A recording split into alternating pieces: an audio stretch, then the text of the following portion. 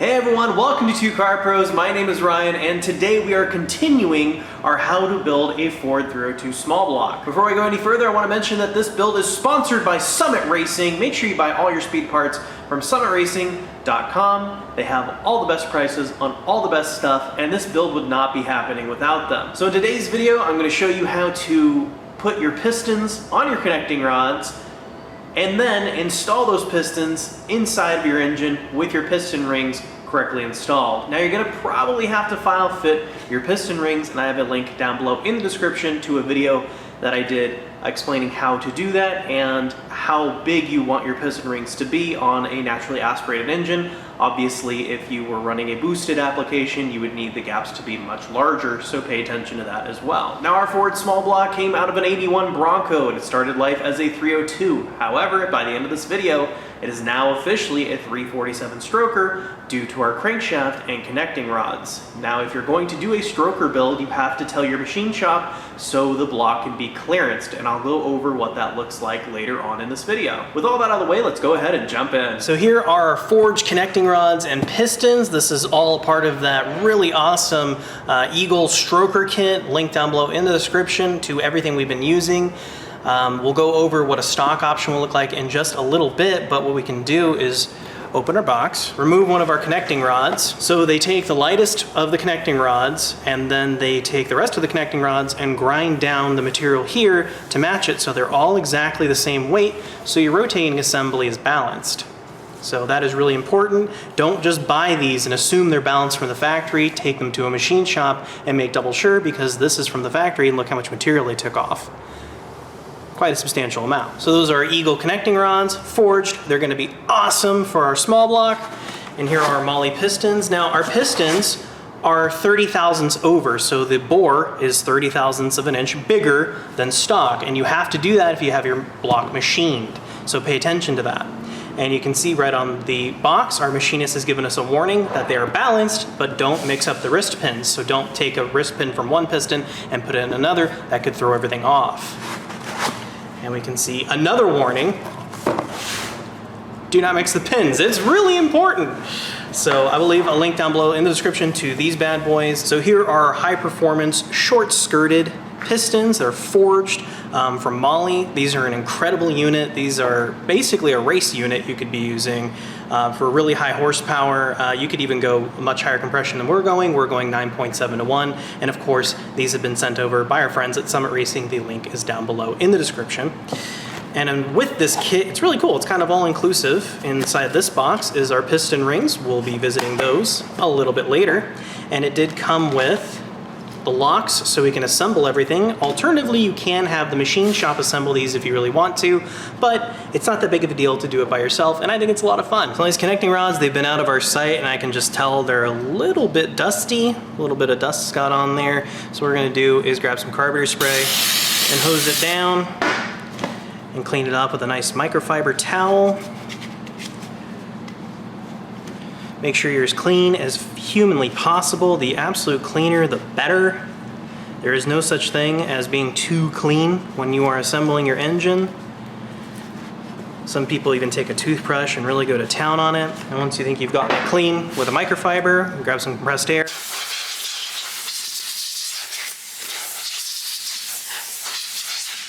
And hose it dry. Very cool. This is ready for assembly, and then we can do the same treatment to our piston and our wrist pin.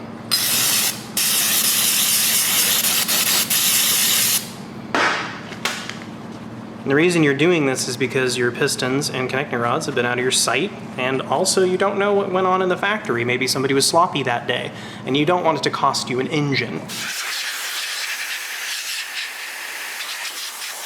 So a little bit of preparation work is going to save you a world of hurt in the future.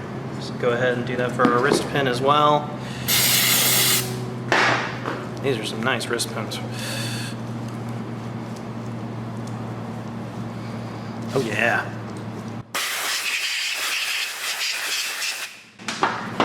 Perfect. So while we're assembling these bad boys, I'm going to show you how to do one but they are all exactly the same. You just need to pay attention which side of the engine the piston is going to go into, and we will go over that in just a little bit. So I have our connecting rod and our vise set up, and I have 2 blocks of wood. You can see one of them here in the jaws of the vise that's going to be able to, grab hold of the metal and not deform it or deflect it or damage it in any way.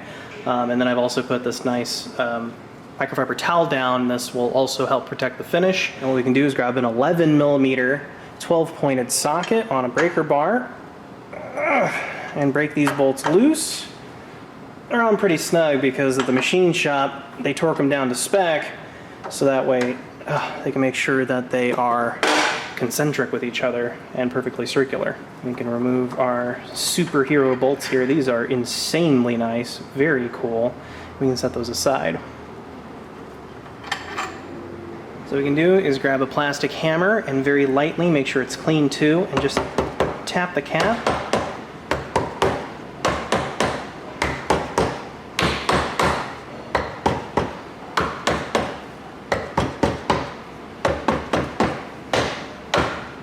Just keep tapping the cap back and forth, kind of wiggling it, and once it kind of gets to this stage, it'll just come off just like that. We're basically fighting this slip here in these holes and the other side of the connecting rod. So now we're ready to put some pistons on our connecting rods. Now they only make pistons and connecting rods one way, so they kind of have to be able to be fit on the left or the right bank, and you can differentiate that 2 ways. The first way is where the tang is located. This one right here. When I took the engine apart, I mentioned that it is a tangs-in engine, which means that all the tangs are going to face the inside of the V on the engine. The other way is you can pay attention to this large chamfer surface. You see this large surface here compared to this, a much smaller chamfer surface. So the smaller chamfer surfaces are always going to face another connecting rod, and the bigger chamfer surface is always going to face the crankshaft. So you'll see that when we assemble them. So right now we're going to focus on piston number 1, and if you're looking straight on the engine, it's the first one on your left. So we're going to assemble it knowing that, and we can see that our tang is facing what would be the inside of the V, and the big chamfer side is going to be facing our crankshaft. So we know that the connecting rod has to go in the engine like this, which is great. And then we can hang our piston accordingly. Your valve reliefs are always going to face up. So we know the piston goes like this. So we can see that together, assembled, number 1 is going to be just like this. Now, that covers all the pistons on the left side of the engine, 1, 2, 3, 4, because that's the way Ford numbers them. But what do you do for the other side? Well, it's pretty easy. You just flip the connecting rod over, and you can see the tang is now facing what would be the center of the engine if we're working on the right pistons. And then, piston's really easy. Again, valve reliefs up. So if you're working on the right side of the engine, all of them need to look this way with the big chamfer side facing backward. So you're gonna make 4 of the left kind and 4 of the right, but they all go together exactly the same way. So I'm just gonna show you one. And before we get started, a good practice to be in 2 is to grab your wrist pin and just make sure that it fits nice and snug in your connecting rod. You don't want to put it together and the thing kind of goes. See this one? Silent. This is absolutely machined perfectly. So we're ready to assemble. So you're looking at our piston mounted in our vise with that wood block arrangement I showed you earlier. Getting these in is a task. It's quite frustrating and a pain in the neck. So I'm going to show you how to do one, but all of these circlips are exactly the same, and the basic principle you want to do is insert one side in like this, and then work your way around inside the groove. And then when it becomes really tough, you can grab a blunt screwdriver, standard screwdriver,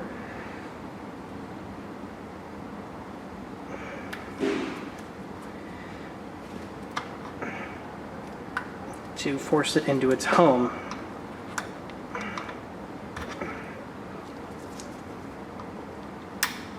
There we go. You know, it's in its home and you hear that little click. So that's how you install one of these circlips. So now we can assemble because we have one of our circlips in. And again, we are doing piston number 1, which is on the left side of the engine if you're looking directly straight at it. So we're assembling number 1. Our piston, the valve release want to point upward. We'll leave it like that. And then our tang is going to face to our right. So we have the big bevel facing us, facing what would be the crankshaft.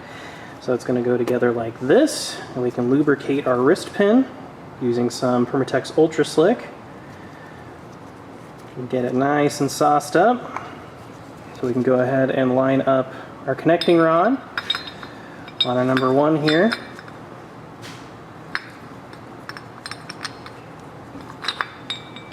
Just like that.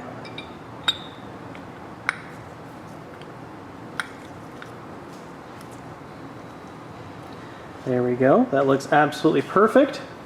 So we have one of our circlips in here. We just need to install the other one, but the process is exactly the same. And you can double check that our valve release are pointing upward and our big bevel is facing towards us, which would be the crankshaft side. So here is our number 1, and then we're just going to put that circlip in. So what do you do if you don't want to go the forged route, which is pretty high-end and as a result more expensive than just reusing your old stuff? If you want to do something like a normal engine, like a normal 302, you're not going stroker, you don't need to go forged, which is probably the majority of you out there, as most of you aren't going to be making, you know, north of 450 horsepower or so. And that's just a ballpark figure. What you can do is take your old connecting rods and pistons to the machine shop. They'll press out the wrist pins, so you just have the rods. Throw the pistons away, they're junk. You're going to need new pistons that are 30 thousandths over or whatever you have your bore machine to. They're gonna magnaflux the rods and make sure that they are okay. They're going to make sure that this surface is nice and circular and concentric. They do that using a machining process. Again, they're going to check it magnaflux, make sure there's no cracks, make sure these are structurally stable so they will survive being in an engine, and then they're going to hang your brand new pistons that are matched to your bore diameter on your old rods, and that is an excellent way to save some money and keep your build low budget. So here are all our pistons hung on our connecting rods. They look absolutely incredible. You can really just feel the horsepower these things are going to make. Very excited to see what they will do. Now, the way I've organized this on our super cool caddy from Summit Racing, they sent this on over, link down below in the description, is I have organized it, the front is looking at me. So picture that you're standing in front of the engine, and on Ford, their piston order goes 1, 2, 3, 4, 5, 6, 7, 8. So that's the way Ford does it. GM and Mopar do it a different way. If you're curious about that, link down below in the description to our LS and big block build. So all of our pistons on the left, you should see the big chamfer side facing towards you. And then on the pistons on the right, you should see the small chamfer side facing towards you. That's how you know they are oriented correctly. You can see that on all of our connecting rods. And then just make sure your valve reliefs on all your pistons are facing up or towards the middle here, and you'll be good to go.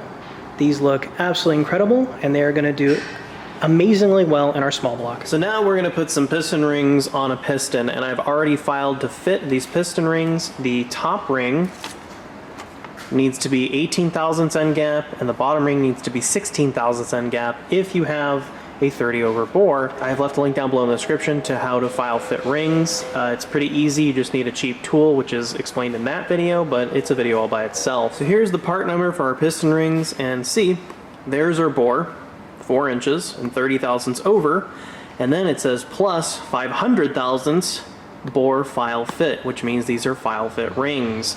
There's our part number. The link is down below in the description to these bad boys. If you have a 30 over bore, these are the ones you get, and you have to file fit them yourself. So I'll give you a little tour of my workspace. I've pulled these out of the box and I file fit them already. So these are good to go and ready to rock. I have my sheet here that came with my piston rings, and I have it orientated this way, so that way the engine front is facing this way. I have piston number 1 in my vise, and you can see it has a little bit of play, so the wood and microfiber towel are gripping the connecting rod, you know, a little firmly, but not crushing it. And this is nice and loose, and we're not deflecting the wrist pin or anything like that. This is nice and loose. That's all you want to look for. And then I have my rings set up so that way they can go on in order. Now they don't go on order 1, 2, 3, they go on order 3, 2, 1. So you start with baggie number 3, which is your oil control rings. So when you're arranging your pistons, just make sure, this is the way I always keep track. I like to vision that I'm standing behind the engine and that the pistons are facing away from me. So that way I just have my sheet that way. I guess you could do it this way if you really wanted to with it in backward, but this way for me, it's just the way my brain works. And that's why I've labeled every piston with their correct number and their correct orientation in the engine. And you can tell that if you've done all your work correctly because the valve reliefs will always be facing inward. So we're going to show you how to do this on one piston, but all the pistons are exactly the same except for the other side of the engine, obviously. You're going to want to orientate the piston to where it's facing forward in your vise, and you can just line up your rings exactly the same way. So the first ring you're going to reach for is this crinkly one. It's called an oil ring expander or separator. And we can put this on, following our instructions, in the bottom-most big groove, and then swing that over, making sure that this doesn't happen where it's kind of kicked out, because it's a little bit on top of each other. Just make sure that it is within the range, which is right over here, about a 3 o'clock position, if you're looking at a clock. And then we can grab our oil rings. We're gonna grab another oil ring. That was in bag number 3. And it doesn't matter how these go on, as long as you get them on. And then our gap for this is our bottom one we're gonna shoot for. Maybe back here where my left hand pointer finger is. We can just put that on and feed it in. You can even put these rings on and adjust where the gaps are later using like a small pick or something.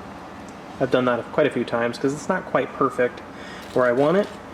You can adjust that later. So now we're going to grab another oil ring, and this is going to be our top one.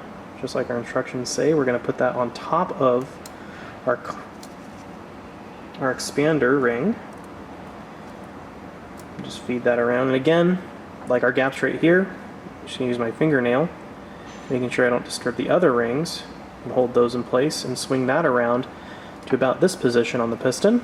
So the bottom 3 rings are properly installed. Now we move on to our second ring. It's going to be our second compression ring. It's in baggie number 2. Grab this and pay attention to where they might have a mark. Yeah. So these are made by Molly, so they have an M instead of a little ping to indicate that this goes up.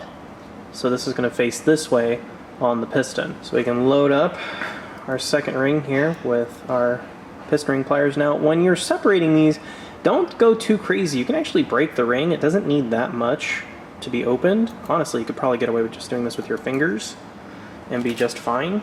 So once it's in its groove, there we go, perfect. And you can see our gap is right there, which is where it wants to be. Now we can do our final piston ring, which is coming out of our number 1 baggie, and make sure the M, again, is facing up. And our top compression ring is going to go right here, about a 3 o'clock position. Again, load up our piston ring pliers here. You don't need to separate it very much. Don't go crazy. It'd be a real bummer to break one of these, and they are pretty thin and easy to manipulate. You could probably just, again, you just use your fingers.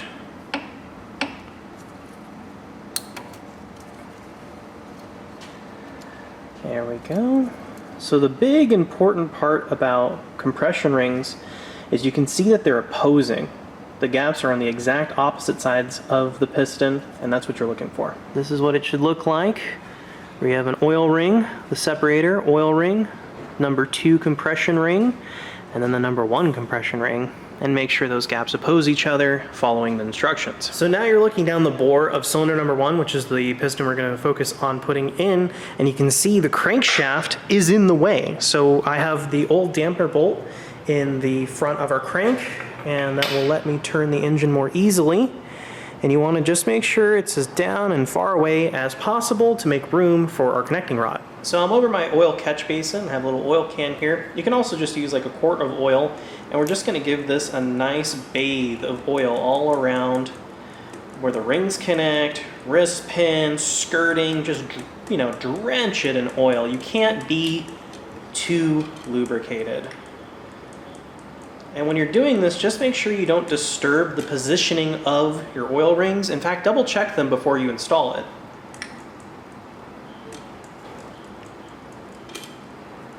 All right, now we're all ready for installation. So our nice and oiled piston, we can just set that in gingerly, just like that, making sure we have our orientation correct, and then we can grab our tapered piston ring compressor. Okay, we've got our oiled up piston ring compressor, making sure the bottom is facing down to the deck surface.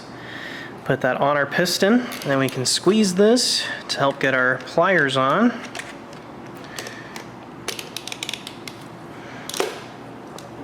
There we go. And then, got our plastic mallet. We're just gonna give a nice little taps all the way around just to make sure everything is nice and square. Give it a really good squeeze. With it nice and square, have someone down below making sure you're not ramming the connecting rod into one of the weights. We'll show you that in just a moment. And we're just gonna get it started, that way I don't need the piston ring compressor anymore. I'm just gonna take the bottom of a hammer, and just tap it in, there we go. Now it's flush, you do not need your piston ring compressor anymore. I'm gonna flip the engine over. You don't need to do that if you're doing an install. You can just do everything from the bottom, but for filming purposes, I'm gonna turn my engine over. Just make sure your piston doesn't fall out. So I've now changed camera positions to where you can actually see where the connecting rod is coming into. These are the weights you want to avoid. These bad boys right here, you want the connecting rod to not hit those, so it helps to have another person, you know, kind of keep their finger there and make sure you're not ramming anything into anything else. It should be nice and free flowing. So we can reach in with our pointer finger and guide the connecting rod up, and then I'm going to tap the top of the piston until it's in a workable position just like this, so I can put the bearing in. So here are our connecting rod bearings. They are made by King Racing. Don't worry about this. This is just my last name that they put on the box at the machine shop, because when they balanced everything, they actually used our bearings. That's how kick butt our machine shop is. And these bearings were sent over by our friends at Summit Racing. The link is down below in the description. There's our part number for these bad boys. Take them out of their box. Like I said, they've already been previously opened because they used them to balance our connecting rods and pistons. So when you look at your bearings, it's always a good idea to see if one side comes with a hole, like this one does. But I noticed the other side also comes with a hole. So that means on this particular set, it doesn't matter. I also noticed there's no oil holes in our caps or on our connecting rods. So in this situation, you can't actually put them in wrong, which is pretty cool. So keep that in mind if you're putting anything else together, or maybe you have different bearings, or maybe you have different connecting rods. Always line up holes with other holes so that way your engine doesn't become oil starved. But in this situation, it does not matter. So what we can do is grab some carburetor spray and spray down our bearing surface. I really like using these microfiber towels to build engines because they don't leave anything behind, which is super nice. And we're gonna clean off our bearing surface. We're also going to do this for our connecting rod surface. So what I just did, do that on the connecting rod side as well. Then we can take one of our bearings. Make sure the back side of your bearing is nice and clean. You can even clean off with some carburetor spray if you like. Give that a nice clean treatment as well before you install it. But they usually come pretty clean from the factory, but it's nice to double check. And then we can install our bearing and our cap, making sure that the tang right there is lined up with the tang on the bearing. Make sure that's nice and seated into its home, just like that. Perfect. The bearing for our cap has been installed. So with this surface nice and clean, just like we did the cap, we can line up our tang right there and push that into the connecting rod, making sure that it's even on both sides, which it is. That looks absolutely fantastic. What we can do next is apply a little bit of our Permatex Ultra Slick. Don't go crazy, just a bit. And we're gonna wipe that up to almost the top, not quite the top, because we don't want that getting in between the bearing surface and the connecting rod. Just enough, just like that. That is perfect. It is about a 1/4 inch from the top of the bearing. And we can give our cap the same treatment. So what I'm gonna do is lift up the connecting rod and line it up with this surface here on the crankshaft. And then I'm going to tap the piston up so it marries to our crankshaft. I'm just gonna line that up, make sure it's not galling anything, make sure it's nice and square, go really slow and make sure that it is lined up perfectly on the crankshaft so it just goes right onto its home. Ooh, that sound means it's home. Now at this point, don't spin the crankshaft, don't move anything. We need to put the cap on. So with our cap nice and lubed up, again, stopping about 1/4 inch from the top of the bearing, we can find our tang, which is right here, and line it up with this tang on our connecting rod. So that means that goes together. We can just put that on gingerly for right now. We can grab our bolts. So these are the bolts that came with our kit. It even came with ARP assembly lube that I have applied to the threads and under the head of the bolt. That's very important for getting accurate torque readings and making sure it is tightened down correctly. I'm just going to start those finger tight for right now. So I'm just going to grab my 12.11 mil and put these down literally finger tight for right now. And you want to do this as evenly as possible. I'm going to grab my very short ratchet and do like a 1/4 turn, maybe another 1/4 turn over here.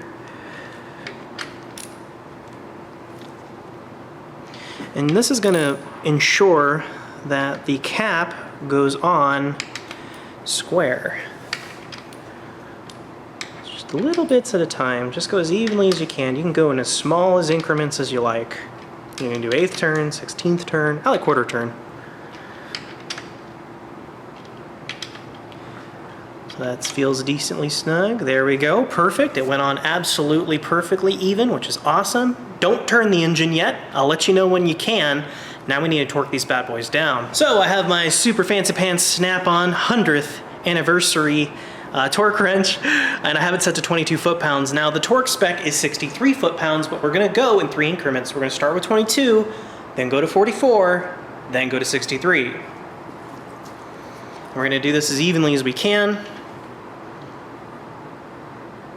See, my torque wrench didn't even go off yet, because I just want to replicate the force over and over. There we go, 22, it's pretty light. 22, gonna take my torque wrench up to 44, there we go. And again, my torque wrench didn't go off yet, because I want to do this as evenly as possible. There we go, 44. 44, very cool. And then we're gonna go up to our final torque figure, which is 63. It says so on the box. And your torque figure might be different if you're using stock rods. You need to look that information up. I will try to leave a link down below in the description to that information. So now we can go to our final torque figure, 63. And 63. Absolutely perfect. So once we're properly torqued down, you can either plastic gauge it like I showed earlier, or you can grab it, move it side to side. This is, you want a little bit of play here. You want it to be able to move side to side like this. What you don't want is it to go up and down, or if it, rattles and kind of goes tick, tick, tick, tick, tick, tick, there's too much tolerance there. But this feels just right. It feels right on the money. So now, what we can do is turn it over. It's the exciting part, I know. Because everything's nice and torqued down. Oh, it feels like butter. You want to make sure nothing bonks into anything. You can go nice and slow like this with your hand and turn the engine over just to make sure nothing hits anything else. And since we're building a stroker, you can see right where they've clearanced things. So because we're building a stroker, you can see where the machine shop has clearanced it a little bit. They have a little chunk out of here where my thumb is, and another chunk here out of the bore on the bottom. And you'll see why as I turn the engine over, and this applies to every single cylinder. So as you turn it over, you can see the bolt for the connecting rod coming up. Boom, would have totally hit that right there. So that has to be clearanced if you're building a stroker. So tell your machine shop if you're doing that, or else you'll get to this stage and you're gonna be bumming. So a really cool thing about engine building is that one piston is exactly the same as all the rest. So do exactly the same thing for pistons 2 through 8. Just make sure you have the correct sided piston on the correct side. So you have all your, 1, 2, 3, 4, and 5, 6, 7, 8, because this is a Ford and that's the way they do it. So now that I have all 8 pistons in, they went exactly the same as number 1. I'm gonna go ahead and turn the engine over to make sure it's not gonna, hard clunk anything. Truthfully, you should be turning the engine over every time you've installed a piston, just to make sure all the clearances are correct. But check that out. Ours looks absolutely fantastic, and everything is clearanced correctly for our stroker kit. And then you can check out our passenger bank here. Look, pistons that go up and down. Something you're really not gonna see without the cylinder head off. Everything nice and lubricated. And what I like to do is pick your favorite piston, spray some carburetor spray. To clean that off, you can see my orange numbers didn't really stand up too well. This part's completely optional, but I like to do it because it's fun. And what I like to do on your favorite piston, I like number 1. I just like to sign my name, 2 Car Pros. It's kind of cool. No one will ever see it, and you just signed your own engine that you built yourself. Always a cool thing. There we go. Clean up the overshoot. At the end of every workday, make sure you cover your investment with some plastic from Summit Racing, link down below in the description. So that is how to put your pistons inside of your 302 or 347 stroker. It is a pretty time-consuming but very rewarding experience, and at the end, you get to see pistons move up and down, which is really, really exciting. Thank you so much for watching. Thank you Summit Racing for sponsoring this video. If I've earned your subscription here today, please let me know down below in the comments, and I'll see you next time.